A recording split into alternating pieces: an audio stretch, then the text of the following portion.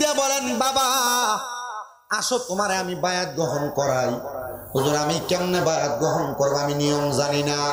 বলে যাও পুকুরের মধ্যে যে ওযু করো। গৌসে পাকের দরবারের ওই চোরটা ওযু করার জন্য যখন পুকুরে নামছে সে মনে করছে হুজুর মনে হয় ভিতরে চলে গেছে, সেইখান থেকে আবার পলায়ন করবে। গৌসে পাক বলে ওযু করতে পারোনি? বলে হুজুর এটাও তো পারি না। বলে ঠিক আছে তুমি সুন্দর করে ওযু করো, আমি তোমারে শিখিয়ে দেই। হ্যাঁ হুজুর শিখলাম, ভালোভাবে কুলিও করলাম, হাতের কবজিও ধুইলাম, নাকেও পানি দিলাম, মুখমণ্ডলও ধুইলাম, হাত কনিসও ধুইলাম, মাথা মাসে করলাম, হুজুর পায়ের টাকনুসও ধুইলাম। হুজুর ওযু হইছে নি? বলে হ্যাঁ হইছে, চলো আমার ঘরে চলো। সে বলে মনে করছি পলায়ন করব, আমার আজকে যদি চুরি না করি আমার পরের দিন আমি কেমনে চলবে এটার কোনো খাই ঠিকানা নাই। আমি চুরি না করতে পারলে আমার পরিবার চালাইতে পারবো না। এবার গৌসে পাক তার ঘরে ঢুকে জিজ্ঞাসা করে, এ বাবা আয় আয় আয়, আমি তারে মুরিদ করাই, কিন্তু তোর গায়ে যে জামা কাপড় দেখা যায় আমার মনে হয় জামা কাপড় গুলা পবিত্র না, তুই কাপড় গুলা পাল্টা। গৌসে পাক তাকে গৌসে পাকের নিজের একটা পাঞ্জাবি দান করলেন। জোরে কন্যা মারহাবা।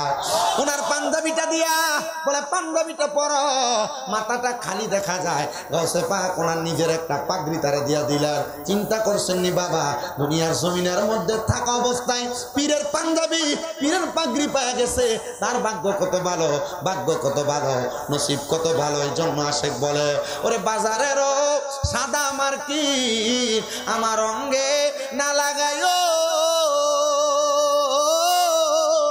মুর্শিদ তোমার গায়ের পুরা জামা দিয়া আমার কাফন পরাই দিও, যাইতে আমায় সঙ্গে নিও কন্যা, আর কোন দর চাই না মুর্শিদ, আর কোন দর চাই না মুর্শিদ, যাইতে আমায় সঙ্গে নিও। কোন বাতিল ফেরকার মৌলবি দিয়া মোর জানাজা নাগি দিও, একটা তরিকতের পাগল পাইলে মোর জানাজা পরাই দিও, যাইতে আমায় সঙ্গে নিও কন্যা, আর কোন দর চাই না মুর্শিদ, আর কোন দর চাই না মুর্শিদ, যাইতে আমায় সঙ্গে নিও।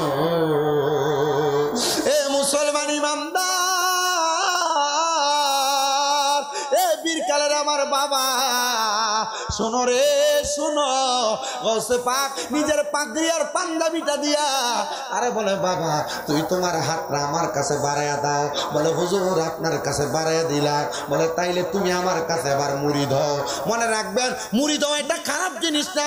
মুরিদ হওয়া মানে বায়াত হওয়া মানে ওয়াদাবদ্ধ হওয়া, এরাদাবদ্ধ হওয়া, কারোর কাছে কোনো বিষয় ওয়াদা করা। কি করা? আপনি যে মুরিদ হয়েছেন, আপনার পীর যখন আপনারে হাতে হাত রেখে অথবা পাগড়ি ধরে মুরিদ করাইছে, তখন আপনি ওই সময় বলছেন আল্লাহ আপনার কাছে শিরিকি, বেদাতি, সগীরা, কবিরা, জাহিরি, বাতিনি, ইচ্ছা অনিচ্ছায় যত রকমের গুনাহ, এই গুনাহ থেকে মাপ চাই এবং আর কখনো এই গুনাহ করব না। আল্লাহ এখন থেকে 5 ওয়াক্ত নামাজ আদায় করব। আল্লাহ হারাম থেকে বেঁচে থাকবো, পরের হক লুণ্ঠন করব না। এই বিষয়গুলো আপনার বলে নাই? তারা পীরের কাছে বায়াত হোসেন বলেন নাই? বলছে। আচ্ছা পীরে যে আদেশ করছে আপনি এটা মানেন নাই, আপনি কি করেন নাই? আচ্ছা আসলে কি আপনি এটা নামের মুরিদ না কামের? অবশ্যই নামের মুরিদ। তাহলে কামের মুরিদ হইতে হইলে পীর যে হুকুম করবে, পীর যে আদেশ করবে, ওই হুকুম আর আদেশ মানা লাগবে। আসলে তো পীর হুকুম করে না, পীর কোরআনে আল্লাহ যা আদেশ করে তা বলে। পীর আপনার পথ প্রদর্শক, সিরাতাল মুস্তাকিম দেখানোর জন্য আপনি একজন পীরের হাত ধরে আল্লাহ এবং তার রাসূলের কোরআন হাদিস মোতাবেক আপনার জীবন সাজান, এছাড়া আর অন্য কোনো কিছু না। এই জন্য আমাদের উচিত আমরা আমাদের জীবনটাকে আল্লাহ এবং তার রাসূলের পথ মতে সাজাবো। আল্লাহ কবুল করেন, করেন আমিন। আমার মুসলমান ইমানদারেরা, সে বলে হুজুর আমাকে গৌসে পাক বলেন তোমার ডান হাতটা বাড়াইয়া দাও। আমি আমার ডান হাতটা বাড়াইয়া দিলাম। হুজুর বলে আমি তোমাকে 2টা বিষয় মুরিদ করাবো, 2টা বিষয় বায়াত করাবো। হুজুর কোন বিষয় বায়াত করাবেন? বলে 1 নাম্বার তুমি বায়াত করবা এখন থেকে আর তুমি নামাজ ছাড়বা না। এক নাম্বার। 2 নাম্বার আরেকটা বিষয় হইল তুমি কোনোদিনই মিথ্যা কথা বলবা না। হুজুর ঠিক আছে, আপনি যেহেতু বলছেন আমি নামাজ ছাড়বো না, আমি এখন থেকে মিথ্যা কথা বলবো না। হুজুর আমার বায়াত গ্রহণ করা শেষ নেই। বলে হ্যাঁ শেষ। যাও তুমি এখান থেকে যাও, এখন আর তোমার অন্য কোনো কাজ নাই। তুমি 2টা বিষয়ের উপর আগে আমল করো, এরপর তুমি অন্য বিষয়ের উপর আমল করবা। হুজুর গৌসে পাকের কথাটা শুই না ওই ব্যক্তি বলেন আমি বের হয়ে গেলাম। আমি চিন্তা করলাম আজকে রাতকে যদি চুরি না করি, আগামীকালকে খাওয়ার মতো আমার ঘরের মধ্যে কোনো মাল নাই। আমার স্ত্রীও বলেছে আমি যদি চুরি করে মাল নেই আমি যেন তারা না খাওয়াই, কিন্তু চুরি না করলে আমার কোনো রাস্তা নাই, আমার কোনো উপায় নাই। আমি কেমনে আমার পরিবার পরিচালনা করব। এবার আমি এই কথা চিন্তা করতে করতে যখন হাঁটতেছি, সামনে ইরাকের রাজধানীর রাজার বাড়িটা। আমার মনটা চাইলো আগে তো ছোটখাটো জায়গায় চুরি করতাম, যেহেতু বাদশার বাড়িটা সামনে আসছে, আজকে আমি ইরাকের বাদশার বাড়িতে যা চুরি করব। বাদশার বাড়িতে প্রবেশ করতেছে, বাড়ির সামনে দারোয়ান থাকে না?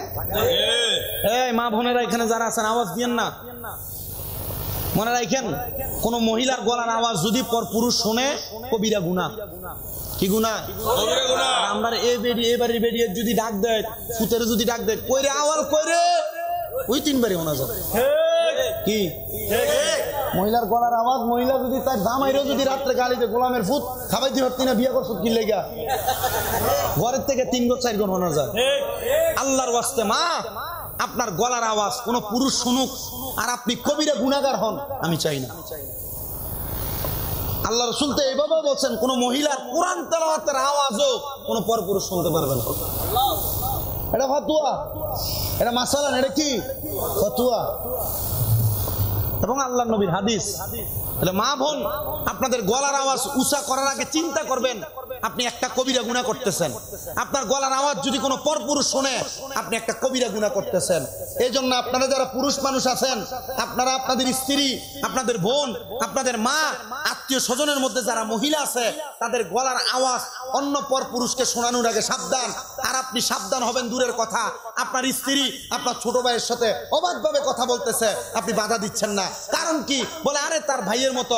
জি না, আল্লাহর নবীজির হাদিস শরীফে বলতেছে একটা মহিলার জন্য তার দেবর ভাই না, তার দেবর তার জন্য কালসাপের মতো। আপনি ভাইয়ের মতো বইলা সঙ্গে বসাইতেছেন, এই কথা বলেন না কেন? আপনাদের আশেপাশের এলাকার এক ছেলে বিদেশ থেকে আমারে কল দিছে, 2টা ছেলে ফালাইয়া তার স্ত্রী চলে গেছে।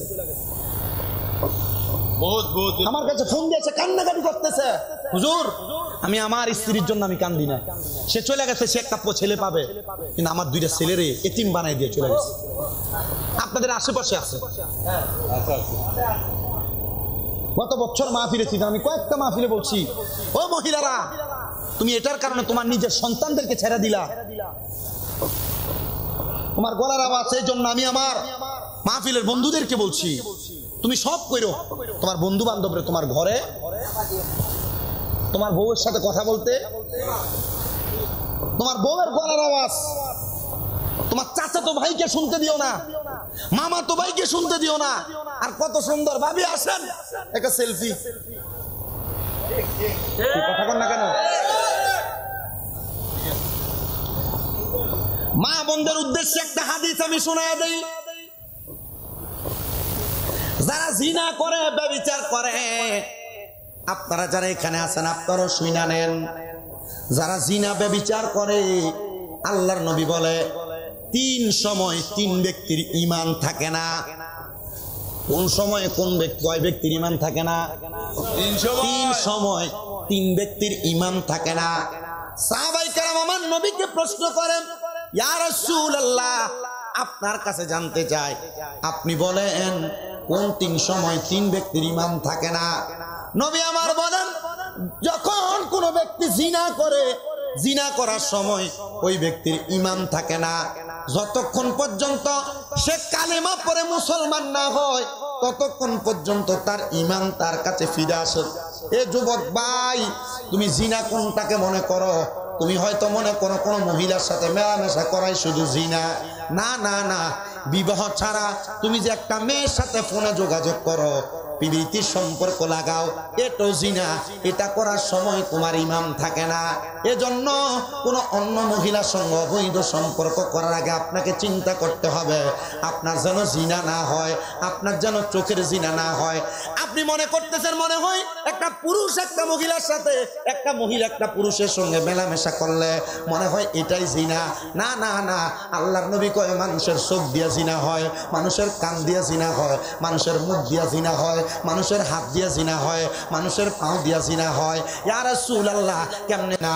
আমার নবী কয় কোন পুরুষ যদি কোন গায়রে মাহরাম পর নারীর দিকে তার চোখ দিয়া তাকায় তাইলে তার চোখের জিনা হয়। কোন নারী যদি তার স্বামী ছাড়া কোন পর পুরুষের দিকে তাকায় তাইলে মহিলার চোখের জিনা হয়। কোন পুরুষ যদি কোন মহিলার কানের কথার আওয়াজ তার কান দিয়া শুধু শোনে তাহলে তার কানের জিনা হয়। কোন মহিলা যদি পর পুরুষের আওয়াজ মনোযোগ দিয়া শোনে তাইলে তার কানের মধ্যে জিনার গুনাহ হয়। কোন মহিলা যদি তার গলা দিয়া মুখ দিয়া কোন পর পুরুষের সঙ্গে কথা বলে তাহলে তার মুখের জিনা হয়। যদি কোনো পুরুষ যদি অন্য কোনো মহিলার সঙ্গে তার মুখ দিয়া কথা বলে তাহলে তার আমলনামার মধ্যে জিনার গুনাহ হয়ে যায়। কোনো মানুষ যদি কোনো মহিলার হাতের মধ্যে কোনো কারণ ছাড়া, কোনো অসুস্থতার কারণ ছাড়া ধইরা ফেলে তাহলে তার হাতের জিনা হয়। কোনো মানুষ যদি তার পাও দিয়া কোনো মহিলার সঙ্গে সাক্ষাৎ করতে যায়, মহিলা তার জন্য গায়রে মাহরাম, ওই মানুষটার পায়ের জিনার গুনাহ হয়। এজন্য সবার কাছে সাবধান। আপনারা বলেন জিনা করার কারণে ওই ব্যক্তির কি ঈমান থাকে না চলে যায়? তাহলে জিনা করা যাবে? জিনা কি খালি মেলামেশা করলে জিনা? তার মানে চোখ দিয়ে মহিলা দিকে তাকালে কিসের জিনা? কান দিয়ে মহিলাদের গলার আওয়াজ শুনলে কিসের জিনা? মুখ দিয়ে মহিলাদের সাথে কথা বললে কিসের জিনা? মহিলাদের গায়ের সাথে হাত লাগলে কিসের জিনা? পাও দিয়ে কোথাও হাঁটতে গেলে কিসের জিনা? এবার আপনার সিদ্ধান্ত, আপনি জিনা করবেন না জিনা ছাড়বেন? তিন প্রকার ব্যক্তির ঈমান থাকে না। তাহলে দুই নাম্বার কার ঈমান থাকে না? আল্লাহর নবী বলে চোর যখন চুরি করে তখন তার ঈমান থাকে না। আপনি চোর কোনটারে বলেন? মনে করেন আপনার 1 মণ ধান আপনার উঠানে, আপনারা ঘুমায় গেছেন, রাত্রবেলা 20 কেজি নিয়ে গেছে, আপনি জানেন না এটাই শুধু চুরি। না না, দোকানের মধ্যে আপনি চাউল বিক্রি করতেছেন, চাউলের দেওয়া লাগবে 1000 গ্রাম মানে 1 কেজি, আপনি দিলেন 3.5 পা, এটাও চুরি। কি আপনার পানিটার দাম হলো 12 টাকা, 15 টাকা বিক্রি করলে আপনার লাভ হবে 3 টাকা। আপনি চুরি করতেছেন কিভাবে শোনেন?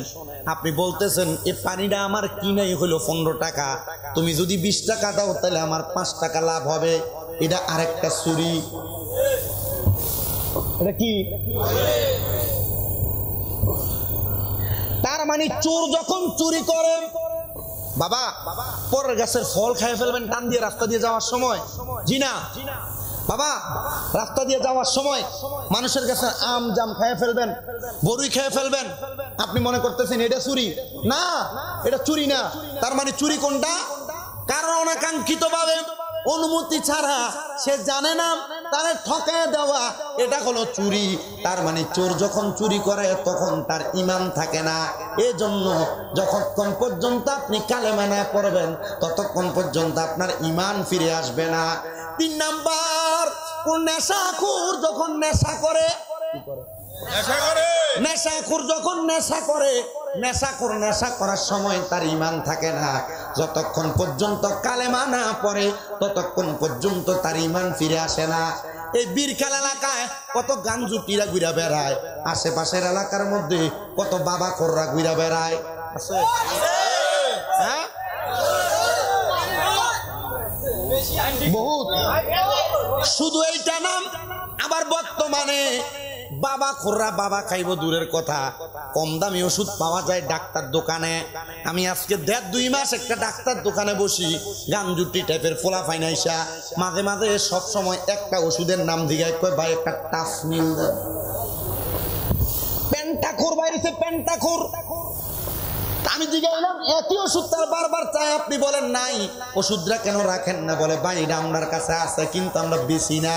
এরা এই ওষুধরা চিকিৎসার জন্য নেয় না, এই ওষুধরা তারা নিয়ে যায় তারা নেশা করার জন্য এটা ঘুমের ওষুধ, এটা খাইলে নাকি তাদের মাথা পাতলা থাকে, এজন্য তারা সে ওষুধ নিয়ে যায়। মনে রাখবেন বাবা, নেশা যারা করো, নেশা যারা করো, ইয়াবা যারা পান করো, তোমরা যারা গাঞ্জা পান করো, মদ পান করো, তোমরা যখন নেশা করো তোমাদের এই নেশার কারণে তোমাদের ঈমান থাকে না, কালেমা পড়ার আগ পর্যন্ত তোমার ঈমান ফিরে আসে না। এই জন্য নেশা করতে সাবধান। এখানে আপনারা অনেকে বসেছেন সিগারেটও পান করেন, আব্বুজিরা আপনারা এটারা নেশা মনে করেন না, এটারা আপনারা নেশা মনে করেন না, কিন্তু জানেন বাবা, জানেন রে, এই সিগারেটটা মাকরুহে তাহারিমার অন্তর্ভুক্ত। মাকরুহে তাহারিমি কি জানেননি? এটা হারামের অন্তর্ভুক্ত, হারামের কাছাকাছি পর্যায়ে। আপনি যেটা বারবার পান করেন, আপনি এটার মাসালা জানেননি। সাহাবায়ে কেরামকে আমার নবী বলে, তোমরা কি জাহান্নামী মানুষ দেখতে চাও? ইয়া রাসূলুল্লাহ, হ্যাঁ আমরা জাহান্নামী মানুষ দেখতে চাই। বলে তোমরা তার দিকে তাকাও যেই ব্যক্তির মুখের মধ্যে আগুন দেখা যায়, আগুন। আপনারা বলেন বাবা, আগুন তো কারোর মুখের মধ্যে নাই, যেটি সিগারেট খায় এটির মুখে বেশি আগুন খায় কি? তার মানে জাহান্নামী মানুষ দেখতে চাইলে কাদের দিকে তাকাও? যারা মুখে কথা কয় না ঠিক, তাহলে আগুন থাকে কারোর মুখে? যারা বিড়ি খায়, যারা সিগারেট খায়। তার মানে এদেরকে চিনলে কাদেরকে চিনা হয়ে যাবে? সহজভাবে বোঝা। আপনাদের কি কষ্ট হইতেছে? আপনারা ইশারা ইঙ্গিত দিয়েন না, চেহারা দেখলে ঠোঁট দেখলে তো বোঝা যায় কোনটা খাবেন না, না খাবেন না। আপনারা ইশারা ইঙ্গিত দেন কি লেগে? বীর খেলার ফোলান দেখুন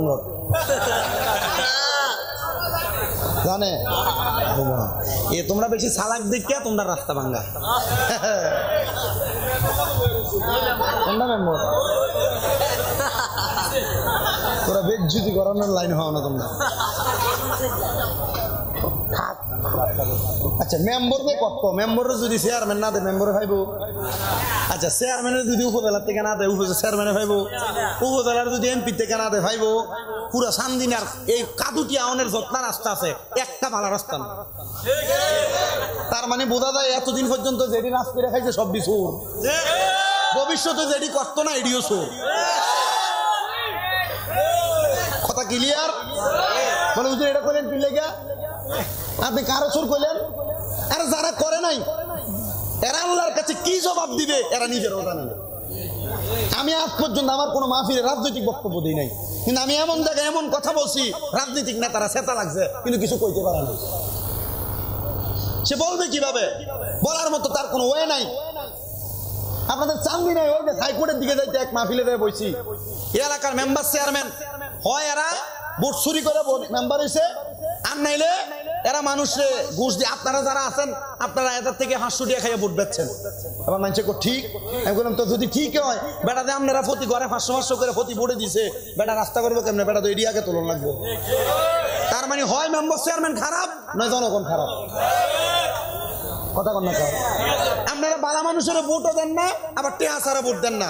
তো টেহা দিয়া ছাড়া যেহেতু ভোট দেন না, রাস্তার টেহা আইলে উপর দিয়ে ফিনিশিং দিয়ে অর্ধেক খাইলা, কারণ আপনারা যে দিছে এটা এত তোলা লাগতো না। মেম্বার কথা ঠিক আছে নি? মেম্বার লগে রেখে কইলেছি কথা, ইনশাল্লাহ কি করবো, ইনশাল্লাহ কি হইব।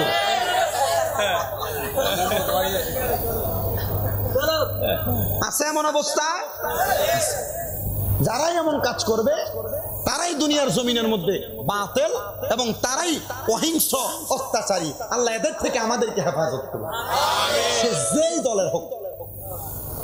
কথা ঠিক আছে না? তো যেই কথা বলতেছিলাম, 3 প্রকার ব্যক্তি মনে রাখবেন: নেশাখোর, চোর, জিনাখোর। এই 3 প্রকার ব্যক্তির ঈমান থাকে না যতক্ষণ কালেমা না পড়ে। আল্লাহ তাআলা এই 3 প্রকার ব্যক্তি থেকে আমাদেরকে হেফাজত দান করেন, পড়েন আমিন। তো কথা কোথায় ছিলাম? হ্যাঁ, বাদশার বাড়ির দারোয়ান আসেনি? দারোয়ান থাকে না? তো যেই ব্যক্তি চুরি করবে সে প্রবেশ করতেছে, দারোয়ান তার বাধা দেয় না। দারোয়ান বাধা দিব কেমনে? কারণ চোরে চুরি করার আগে কার দরবার থেকে আইছে? গৌসে পাকের দরবার থেকে আসছে। এ বন্ধু আমার, শুধু গৌসে পাকের দরবার থেকে আসে নাই, গৌসে পাকের দরবার থেকে আসার সময় গায়ের মধ্যে গৌসে পাকের পাঞ্জাবি, গায়ের মধ্যে গৌসে পাকের পাগড়ি আছে না নাই?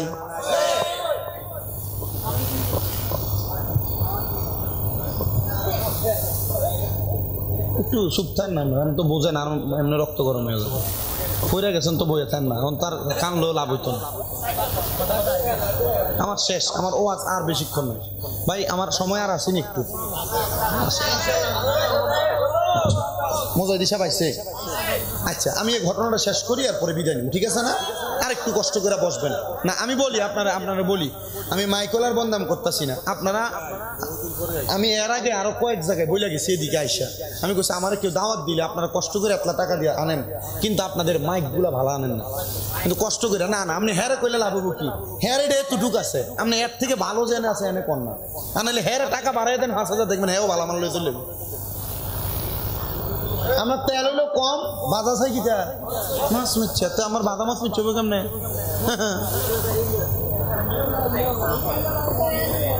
শুনেন আমার বাবা, আমি আবার তোমার বাঁচাইতেছি দেখে তুমি মনে আবার ফুট করো না।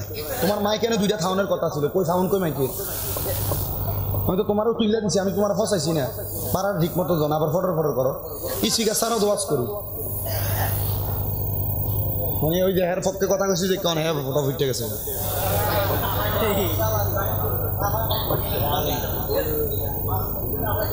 আমার আগে যে সরোয়ার ভাই ওয়াজ করলো তখনও তো এবার চিল্লেছে, মাইকে যে আওয়াজ আসছিল, এই ধরনের আওয়াজ নাইকে। আমি বেটার থেকে জোয়ান না, আমার গলার সাউন্ড বেশি না, তা আমারটা আওয়াজ হয় না কা। আর আমি তো প্রত্যেকদিন মাহফিল করতেছি, কালকেও মাহফিল করছি, আওয়াজ আছে না? আমার বাবারাম গার মধ্যে পাঞ্জাবি আর পাগড়ি ঠিক, দারোয়ানও ঠিক, ঠিক আছে না? দারোয়ান রাম সুরে উল্টা ঘুরে আইসা জিজ্ঞাসা করতেছে, হে দারোয়ান, আমি যে তোমার বাসার বাড়িতে ঢুকি, তুমি যে আমার ধরতেছো না, আমি তো চুরি করি, আমি চুরি করলে তোমার কি কোনো অসুবিধা হবে না? ডাক দিয়ে বলে, আপনার শরীরে যে পাঞ্জাবি দেখা যায়, আপনার শরীরে যে পাগড়ি দেখা যায়, এই পাঞ্জাবি আর পাগড়ি দিয়া আপনি কখনো চুরি করতে পারেন না। আমরা সমাজে এমন বহুত পাঞ্জাবি আর টুপিওয়ালা আছে যারা বাইবাতি যারা জমি দখল করে খায়। আমরা সমাজে এমন বহুত টুপিওয়ালা দাড়িওয়ালা শুরুতে লামাসওয়ালা আছে যারা ক্ষেতের লাইন কাটতে কাটতে একাইতে লাইনে হাতের বান বানাইছে। আমরা সমাজে এমন অনেক সুফিওয়ালা দাড়িওয়ালা আছে যারা রাস্তা দিয়ে যাওয়ার সময় লুঙ্গি আলগি দিয়ে গালাগালি করে। কি এমন লেবাসুল মুমিনিন কুলুবুল কাফিরিন আছে না নাই? তার মানে বোঝা যায় লেবাস ভালো কিন্তু ভিতর কি নাই। আমার মুসলমানেরা এবার এই কথা শুই না বাদশার বাড়িতে প্রবেশ করছে, যেহেতু দারোয়ান মনে করছে তিনি সুন্নাহ। দারোয়ান ডাক দিয়া কয়, হে ভাই, এত সুন্দর পাঞ্জাবি আর পাগড়ি লাগাইয়া আপনি চুরি করতে পারেন না, আপনি মনে হয় বাদশার কোন দোস্ত, আপনি যান বাদশা বাড়িতে আছে, বাদশার সঙ্গে দেখা করেন। বাদশার বাড়িতে যাইয়াম যে জায়গায় স্বর্ণমণি মুক্তা হীরা জহরত টাকা পয়সা আছে সব নিয়ে আসছে, এগুলা একটা গাট্টির মধ্যে ঢুকাইছে। এই টাইমে চারিদিকে আযান হইতেছে, আসসালাতু খায়রুম মিনান নাওম।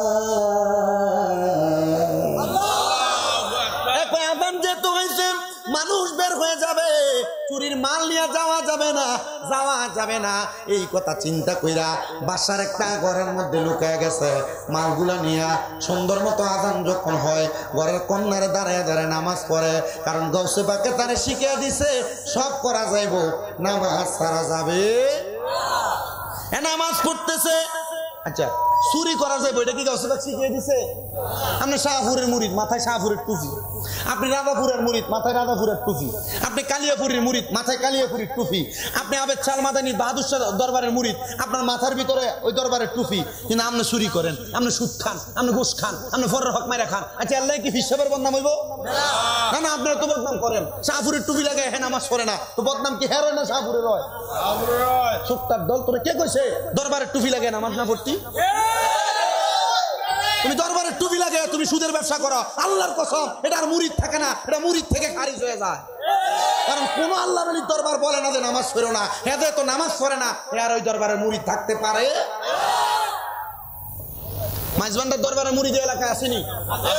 মাইজবান্ডার দরবারের কোন পীর আজ পর্যন্ত বলে নাই যে নামাজ পড়ো না, কিন্তু হ্যাঁ নামাজ পড়ে না। এর কারণে পুরো মাইজ ভান্ডারের বদনাম। কথা কন না কেন? কথা কন না কেন? মাইজ ভান্ডার দরবার শিখে যায় সামাকাওয়ালি করো, কিন্তু সামাকাওয়ালির ভিতরে এমন কোন উগ্রতা ছড়াইও না এই উগ্রতার মাধ্যমে সমাজে বিভ্রান্তি হয়। আপনারা সামাকাওয়ালি করণ লেগে যে শিল্পী আনেন, এই শিল্পী গান দেখাইয়া স্টেজে না উঠলে হের গানে আইয়া না, বাসির বাগলা একটা বাদে।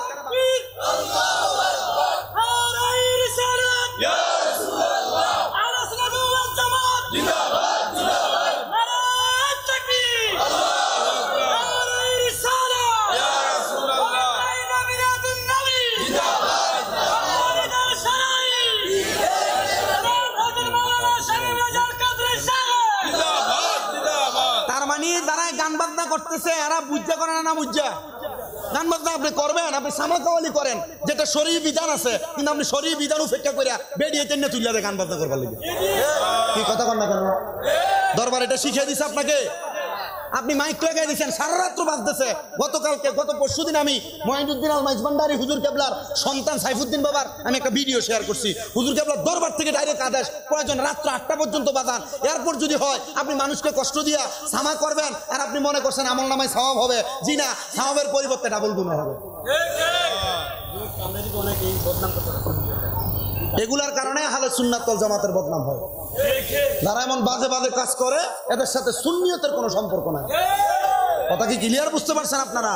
তবে সুন্নি দাবি করে বাতিল ফেরকার সাথে গলাগলি করে চলবেন না। সমাজে ফতুয়া নতুন নতুন ফিতনা চালু করে দিচ্ছে, আল্লাহ ফিতনা থেকে আমাদেরকে হেফাজত করে। এ দাঁড়ায় গেছেন আমাদের মধ্যে চারদিকে আদান, বাদশা নামাজ আদায় করতে উঠে গেছেন, তাকে দেখতেছেন বাসার সিন্দুক গুলা খোলা। বাদশা চিন্তা করলেন মনে হয় মণিমুক্তা জহরত গুলা চুরি হয়ে গেছে। হায় রে, এটা করা যাবে না। বাদশা তাড়াতাড়ি তালাশ করা লাগলেন। তালাশ করতে করতে দেখলেন একজন বুজুর্গ, মাথার মধ্যে পাগড়ি, শরীরে পাঞ্জাবি, নামাজ পড়তেছে। পাশে দিয়ে একটা বড় গাঁটটিয়া যার পোটলা দেখা যায়। উনি পাশে যাইয়া পোটলাটা খুইলা দেখতেছেন, ওই পোটলাটার মধ্যে মণিমুক্তা জহরত টাকা পয়সা যা আছে সব আছে, কিন্তু আল্লাহর ওলিটা দাঁড়ায় দাঁড়ায় নামাজ পড়ে। বাদশা কয়, আমি এতদিন পর্যন্ত এমন একজন হক্কানি ব্যক্তি তালাশ করতেছি যে ব্যক্তি পরের হক লণ্ঠন করবে না, মানুষের সম্পদ রক্ষা করবে। হুজুর নামাজ শেষ করেন, আমি আপনার কাছে আজকে বায়াত গ্রহণ করব। মারহাবা কইবেন না? কিন্তু যার কাছে বায়াত গ্রহণ করব কয় আসলে আসলে বায়াত করেন না, মানুষটা সুর। নামাজ শেষ করার সাথে সাথে বাদশা ডাক দিয়ে বলে, হুজুর আপনি আমার মাল সামান গুলা মনে হয় চোরের কাছ থেকে উদ্ধার করছেন। চোরা বেটা মনে করলেন এখন যদি আমি স্বীকার করি আমার মারবে, কিন্তু না না, আমার আব্দুল কাদের জিলানির মতো গৌসে পাক বলেছেন মিথ্যা কথা যেন না বলি। চোরা বেটা ডাক দিয়া কয়, বাদশা না না না, আমি চোরের কাছ থেকে মাল বাঁচাই নাই, আমি নিজেই চুরি করছি। বাদশা কয়, দেখছনি কত বড় আল্লাহর ওলি, একটা চোরের দায় থেকে বাঁচানোর জন্য নিজের কান্দে চোরের ফোজা নিছে। বাদশা কয়, হুজুর আপনি যেহেতু আমার বাড়িতে চলে আসছেন, আমি এতদিন পর্যন্ত একজন হক্কানি ব্যক্তি তালাশ করতেছি, আমার মনে হয় আপনার মতো হক্কানি আর কেউ নাই। হুজুর আপনি আমার এই মুহূর্তে মুরিদ করায় দেন, আপনার কাছে বায়াত করায় দেন। যদি বায়াত না করান আমি আপনার কদম ছাড়ব না। জোরে জোরে কোন মারহাবা। চিন্তা করলো আমি মুরিদ করামু, কারণ মুরিদ যদি না করাই সুর করে যদি ফিরে দেয়, হ্যাঁ মুরিদ হয়েছে যে সময় লাগে নাই, এই রাত্রে তো মুরিদ হয়ে আইলো। একই বাদশা মুরিদ যে তো হইবা উজু করা লাগবে, উজু করো। বাদশা কয়, আমি আর দূরে গেলাম না, হুজুরের সামনে দাঁড়ায় উজু করলাম। উজু করে বললাম, হুজুর এবার আপনি বায়াত গ্রহণ করান। হুজুর ডাক দিয়া কয়, বায়াত গ্রহণ করবা? এবার বাদশার বাড়ির এই চোরাটা চিন্তা করতেছে, আমি কেমনে বায়াত করাবো? তাহলে গাউসে পাক আমার যেমনে বায়াত করাইছে আমিও এমনে করে বায়াত গ্রহণ করাবো। হুজুর গাউসে পাকের কথা মোতাবেক বাদশারে ডাক দিয়ে কয়, বাদশা তোমার ডান হাতের তালুটা দাও।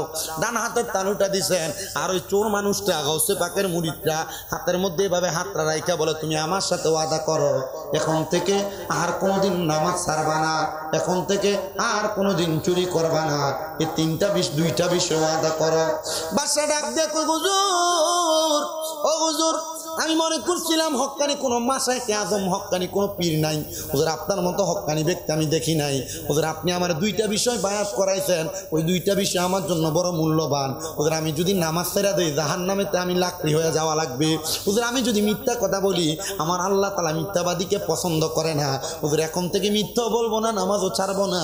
হুজুর আপনি এই স্বর্ণমণি মুক্তা জহরতগুলা নিয়ে যান, তবে আপনার এই স্বর্ণমণি মুক্তাগুলার মাধ্যমে আমি আপনারে খুঁজা পাইছি। ওরা ডাক দিয়া কই দেখছনি চুরি করতে আসছিলাম, কিন্তু মুরিদ করে স্বর্ণ মুক্তা মণি মুক্তা নিয়ে যায়। কিন্তু আমি যদি এত স্বর্ণ মণি মুক্তা আমার বাড়িতে নেই, আমার স্ত্রী আমার চোর বলবে, আমি এইগুলা বাড়িতে নিতে পারবো না। বাদশা কই নেওয়া লাগবে, না নিলে হুজুর আমি আপনারা ছাড়বো না। এবার ওই চোরা ব্যক্তি গাউসে পাকের মুরিদরা কাদের মধ্যে মাল সামানগুলা নিয়া যখন বের হয়েছে, গাউসে পাক আব্দুল কাদের জিলানীর দরবারে গেছেন। গাউসে পাক কয় হে আমার মুরিদ, বাদশারে মুরিদ করে আইসুনি। কয় হুজুর বাদশারে যে মুরিদ করেছে আপনি জানেন কেমন? আমি তো চুরি করতে গেছি এনে।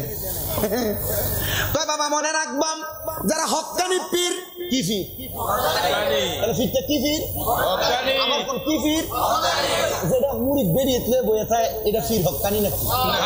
হ্যাঁ এটা মাথায় আছে তো?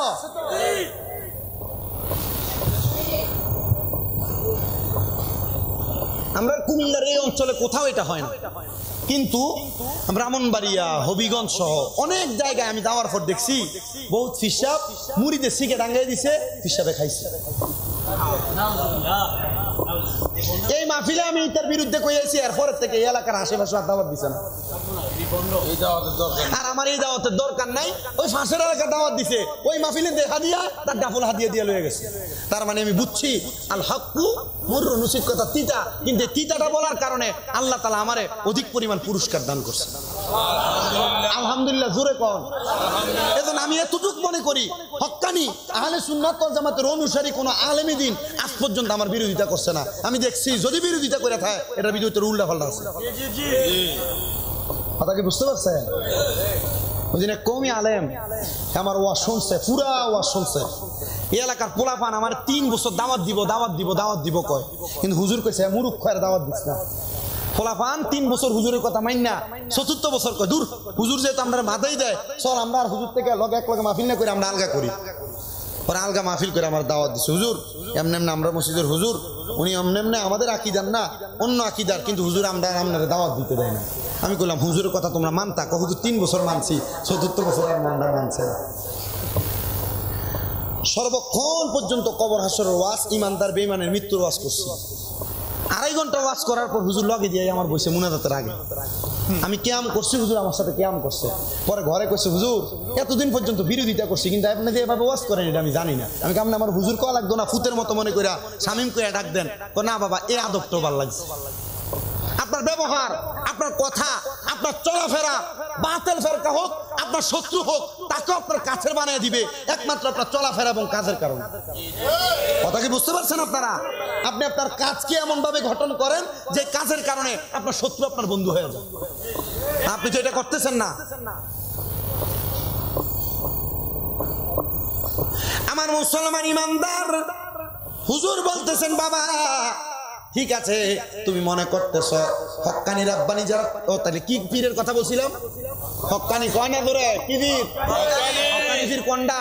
আল্লাহর নবী ইবনে মাজাহ শরীফের 303 নম্বর পৃষ্ঠার হাদিস শরীফ, ইযা রুউ যুকিরাল্লাহু আযজা ওয়া জাল্লা, যে পীরের চেহারার দিকে চাইলে আল্লাহর কথা মনে হইব, এটাই হক্কানি পীর। কার কথা মনে হইব? আল্লাহ। হ্যাঁ, এটার দিকে চাইও, তাহলে লাভ হবে। তুমি কার দিকে তাকাইলে আল্লাহর কথা মনে হবে? যতদিন পর্যন্ত যে ফিরের চেহারার দিকে চাইলে আল্লাহর কথা মনে হইতো না, এই ফিরের কাছে বায়াত হওয়ার দরকার নেই। কথা ঠিক আছে? বন্ড ফিরের কাছে বায়াতের দরকার নাই। হ্যাঁ, ডাইরেক্ট কথা। এবার শুনেন মুসলমানেরা, হুজুর গাউসে পাক বলেন তুমি মনে করছো তুমি আমার কাছে মুরিদ হয়ে গেছো, মনে হয় আমার কোনো কাজ নাই। মনে রাখবেন যারা হক্কানি পীর এরা রাত্রে ভালোভাবে ঘুমায় না, এরা তাহাজ্জুদ নামাজ পড়া ওনার মুরিদদের জন্য আল্লাহর কাছে ক্ষমা প্রার্থনা করে। আল্লাহর কাছে কি করে? ক্ষমা প্রার্থনা করে। হক্কানি পীরেরা রাত্রবেলা ঘুমায় না, হক্কানি পীরেরা আল্লাহ তাআলার কাছে বেশি বেশি দোয়া করে।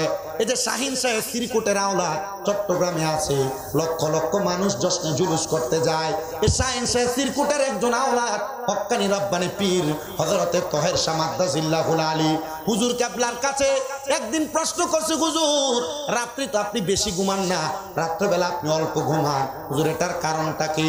হুজুর উত্তর দিয়েছে, আমার কাছে যে এত মানুষ বায়াতে রাসূল গ্রহণ করে, আমি যে তারা বায়াত করাই, আমি যদি ঘুমাইয়া থাকি তাহলে আমার মুরিদের হিসাব মিলাইব কে? আমি হক্কানি বিদায় আমি আমার মুরিদদের হিসাব মিলানোর জন্য তাহাজ্জুদ নামাজ পড়ে আমার মুরিদদের জন্য দোয়া করি। জোরে সোরে বলেন সুবহানাল্লাহ।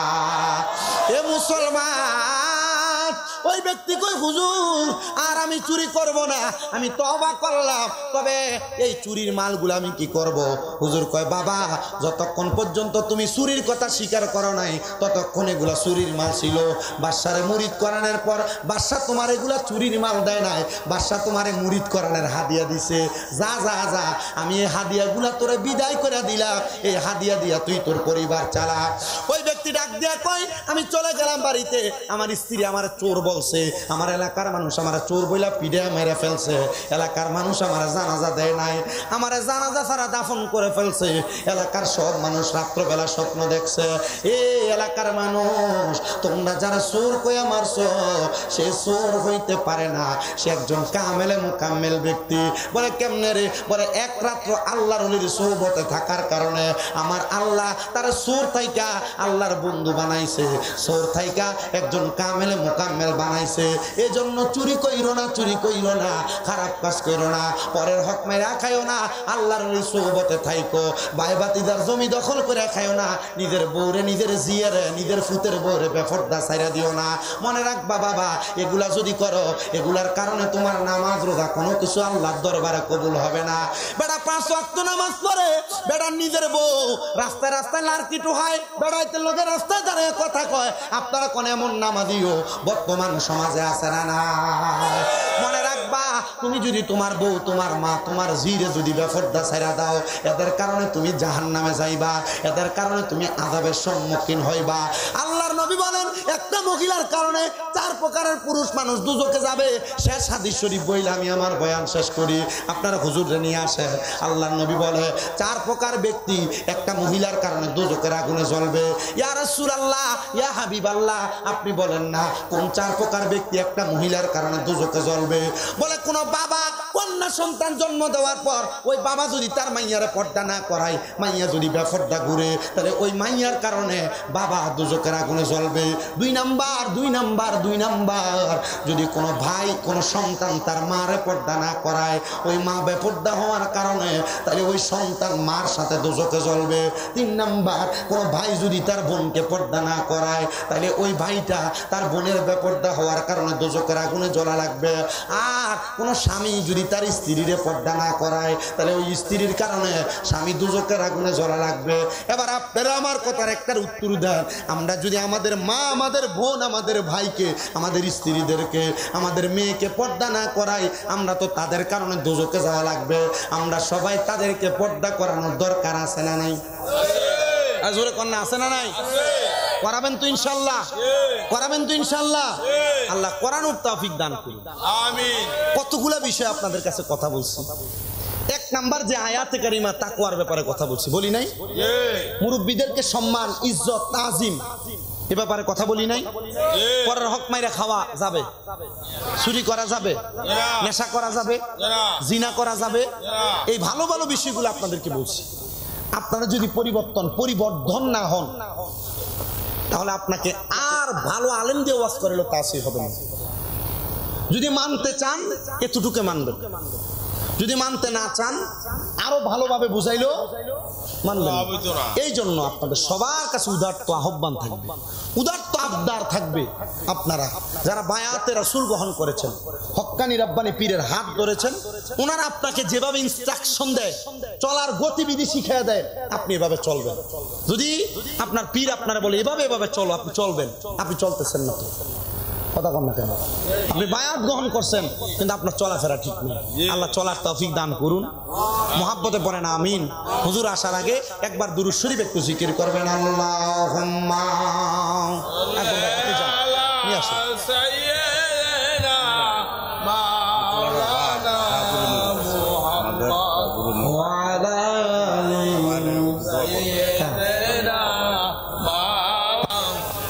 মোহাম্মদ এই দুনিয়ায় আমরা সবাই কবর দেশের প্যাসেঞ্জার, কেউ বা আগে কেউ বা পরে যাইতে হবে গোরের পার। আল্লাহুম্মা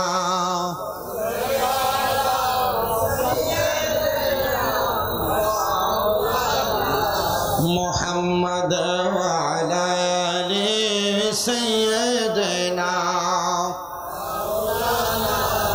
হুজুর আসার আগ পর্যন্ত একটু মুহাব্বতে সালাতের জিকির করেন। আল্লাহ আল্লাহ আল্লাহ আল্লাহ আল্লাহ আল্লাহ আল্লাহ আল্লাহ।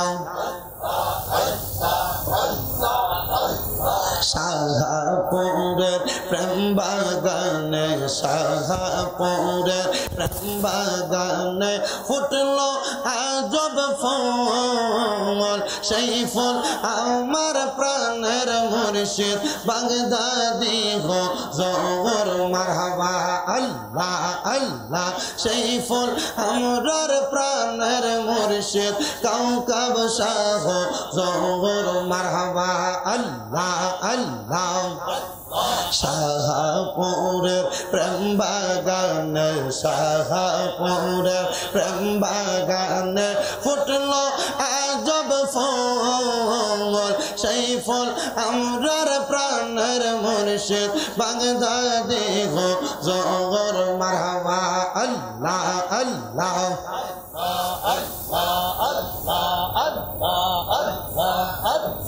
প্রেম বাগানে ফুটলো আজব ফুল, বাগদাদি শার নয়ন মনি কাউকাব শাহ হুজুর মারহাবা। আল্লাহ আল্লাহ জিকিরেতে থাকে যে মশগুল, সেই ফুল আমরার প্রাণের মুর্শিদ বাগদাদি হুজুর মারহাবা। আল্লাহ আল্লাহ শাহপুরের প্রেম বাগানে, শাহপুরের প্রেম বাগানে ফুটলো আজব ফুল, সেই ফুল আমরার প্রাণের মুর্শিদ বাগদাদি হুজুর মারহাবা। আল্লাহ আল্লাহ পাঞ্জাতনার প্রেমেতে ভরপুর, বাগদাদি শার নয়ন মনি কাউকাব শাহ হুজুর মারহাবা। নূর নবীজির প্রেমের সুবাস নিতেছে ভরপুর, সেই ফুল আমরার প্রাণের মুর্শিদ বাগদাদি হুজুর মারহাবা। আল্লাহ আল্লাহ হায়রে আগুন নিবাইলে নিবে না রে, কি দিয়ানে বাইব আগুন জল দিলে নিবে না রে মারহাবা। আল্লাহ আল্লাহ মুর্শিদ প্রেমের আগুন যেই মনে, সেই মন কি আর ঠান্ডা হবে জলে ডুব দিলে মারহাবা। দিদার দিয়া দন্ন করো করো জ্বালা অবসান তোমায় না দেখিলে বাঁচে না রে পগরান। ও আমার মুর্শিদ চাল তোমায় না দেখিলে বাঁচে না রে পগরান মারহাবা। আল্লাহ আল্লাহ যেই দিন তোমার নামটি শুনিলাম গো মুর্শিদ, নামটি শুনিলাম, তোমার নামের প্রেম মালা গলাতে রাখলাম মারহাবা। দিদা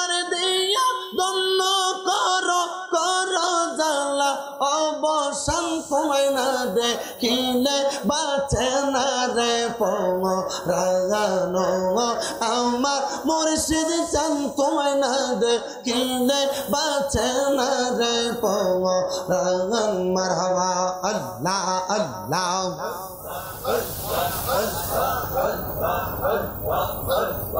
লা ইলাহা ইল্লাল্লাহ মুহাম্মাদুর রাসূলুল্লাহ সাল্লাল্লাহু আলাইহি ওয়াসাল্লাম।